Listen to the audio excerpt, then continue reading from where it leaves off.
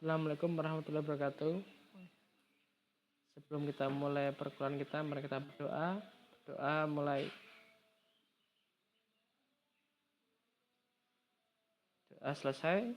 Dalam pertemuan kali ini kita akan membahas tentang masalah New Public Management atau biasa disingkat dengan NPM. Konsep NPM, New Public Management, beranggapan bahwa praktik manajemen sektor swasta lebih baik dibandingkan dengan praktik manajemen sektor publik.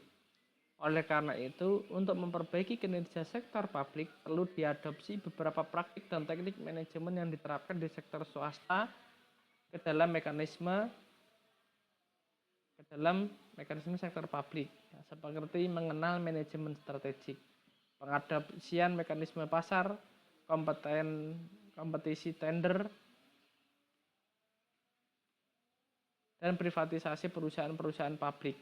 Penerapan NPM dipandang sebagai suatu bentuk reformasi manajemen, depolitisasi kekuasaan, atau desentralisasi wewenang yang mendorong demokrasi. Ini diungkapkan oleh Vecar tahun 2002. Ini biasa yang disebut dengan privatisasi. Banyak di Indonesia kemarin seperti BUMN di Indonesia banyak yang akan mengarahkan dalam privatisasi. Banyak juga yang mendukung, ada juga yang menolak. Kurang tahu permasalahan penolakan apa, yang jelas privatisasi itu diharapkan ruang publik atau perusahaan-perusahaan BUMN ini dapat bekerja layaknya perusahaan-perusahaan yang profesional, tanpa ada intervensi dari pemerintah pusat atau pemegang kekuasaan, agar manajemen suatu perusahaan BUMN ini bisa dikerjakan secara profesional, transparan, akuntabel, dan tidak ada KKN. Sehingga masyarakat dapat menilai dan dapat berkomentar terhadap kinerja perusahaan milik negara tersebut. Dan di hampir setiap negara mengarah pada penggunaan anggaran berbasis kinerja, manajemen berbasis outcome hasil, dan penggunaan akuntansi akrual meskipun tidak terjadi dalam waktu bersamaan. Hauke dan Henry. Polidano dan Wallis Doleri menyatakan bahwa NPM merupakan fenomena global, akan tetapi penerapannya dapat berbeda-beda tergantung faktor localized contingencies, di mana NPM ini banyak digunakan secara global, tetapi mereka mengadopsi beberapa atau menyaring berdasarkan kearifan lokal. Perbandingan manajemen model sektor publik dengan sektor swasta. Generic management vs public service orientation. Model sektor swasta, pilihan individual dalam pasar. Sedangkan model sektor publik adalah pilihan kolektif dalam pemerintahan.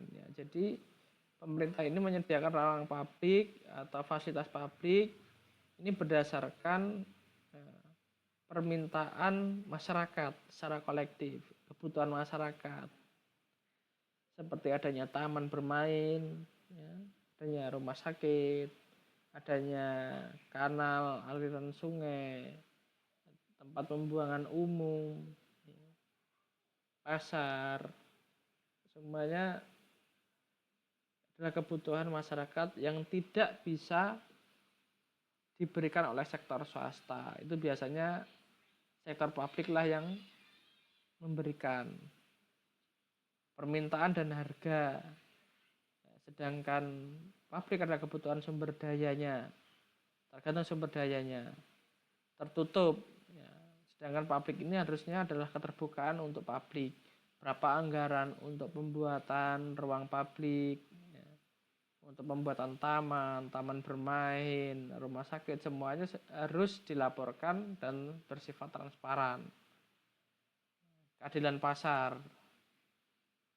Sedangkan ini adalah keadilan kebutuhan. mencari kepuasan pasar, mencari keadilan. Agar apa? Pelanggan adalah raja, sedangkan masyarakat adalah penguasa tertinggi. Kalau swasta, persaingan sebagai instrumen pasar, sedangkan tindakan kolektif sebagai instrumen pemerintahan. Jadi beda sekali antara swasta dan pemerintah. Karakteristik NPM. Menurut Christopher Hood, New Public Management memiliki 7 karakteristik atau komponen utama. Yang pertama adalah manajemen profesional dan di sektor publik.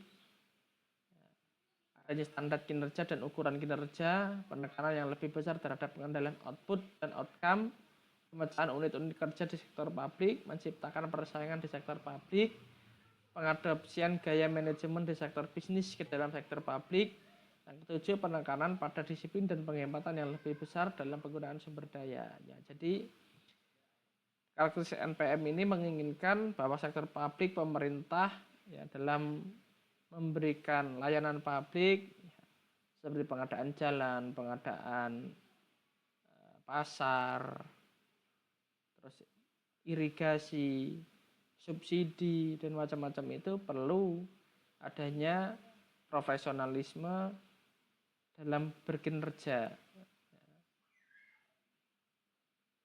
Makanya sekarang banyak pemberitaan bagaimana kota Surabaya dibandingkan kota Sidoarjo, bagaimana penanganannya. Nah, ini memang diciptakan agar ada persaingan terhadap antar pemimpin daerah untuk menjadi lebih baik.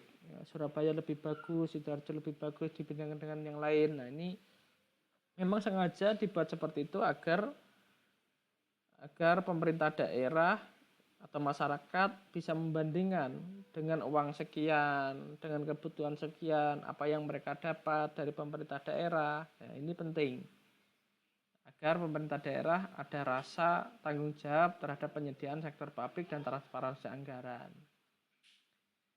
Teori hierarki kebutuhan Maslow.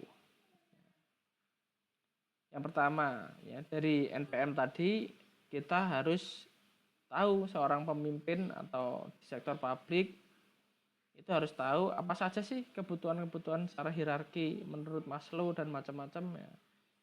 Yang pertama adalah kebutuhan psikologi. Ya, jadi seorang penguasa atau orang yang berdiri pada di bidang sektor publik, mereka juga harus tahu kebutuhan psikologis dari masyarakatnya itu apa. Kebutuhan fisik seperti rasa lapar, haus, perumahan, pakaian, dan sebagainya. Nah, ini seorang penguasa sektor publik juga harus tahu apa sih yang saya dapat perbuat untuk kebutuhan psikologis maupun fisiknya masyarakat. Ini ya mungkin ada rasa aman dengan cara wajibnya makanan halal, wajibnya ada merek terdaftar, ada izin usaha dagang, bagaimana makanan yang dihasilkan dalam industri yang berada di wilayahnya ini penting sekali. Agar tidak ada rasa kewaswasan atau keraguan dalam psikologis masyarakatnya untuk mengkonsumsi makanan. Yang kedua, kebutuhan keamanan, yaitu kebutuhan akan keselamatan dan pelindungan dan bahaya ancaman perampasan dan pemecatan. Nah, jadi seorang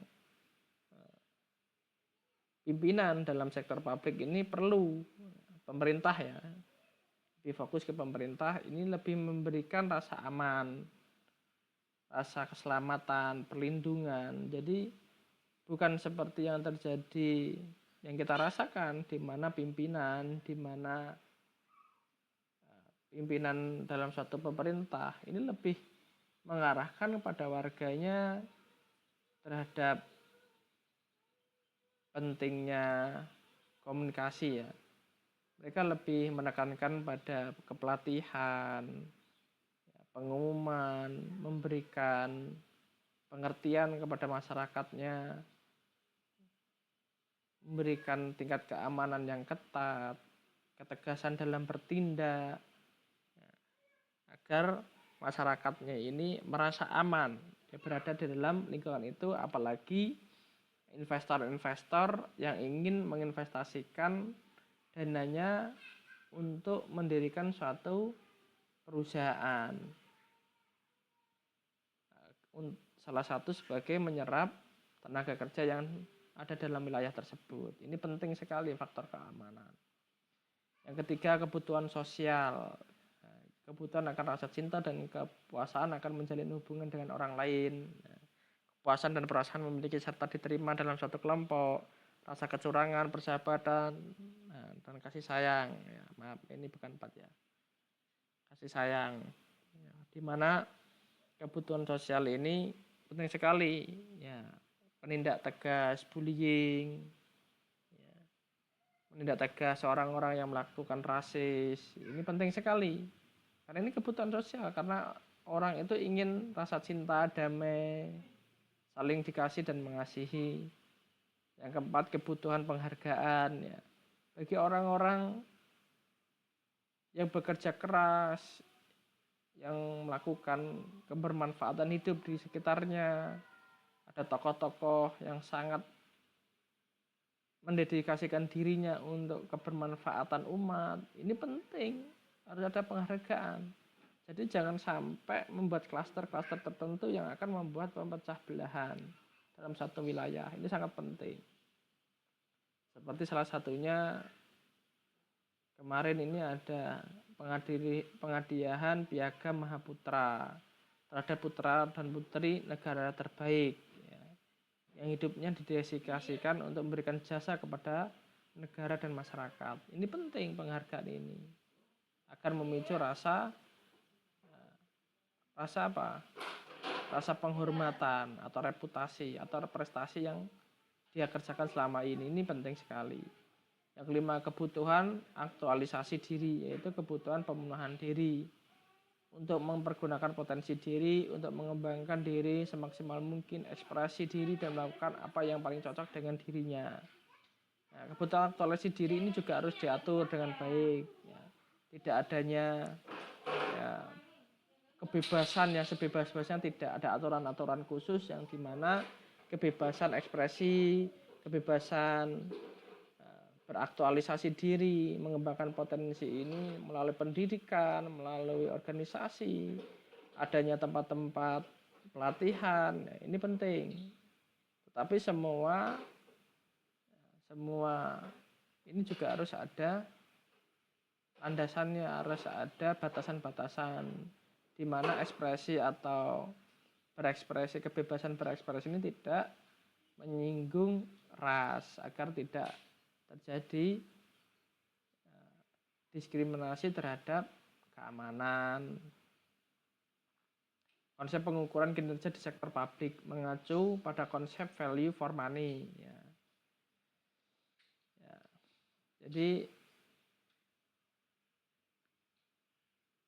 ada beberapa saran di mana NPM ini memberikan kinerja di sektor publik itu salah satunya adalah value for money, ya, di mana ekonomi terkait dengan pengkonversian input primer berupa sumber daya keuangan atau uang kas menjadi input sekunder berupa tenaga kerja, bahan, infrastruktur, dan barang modal yang dikonsumsi untuk kegiatan operasi organisasi.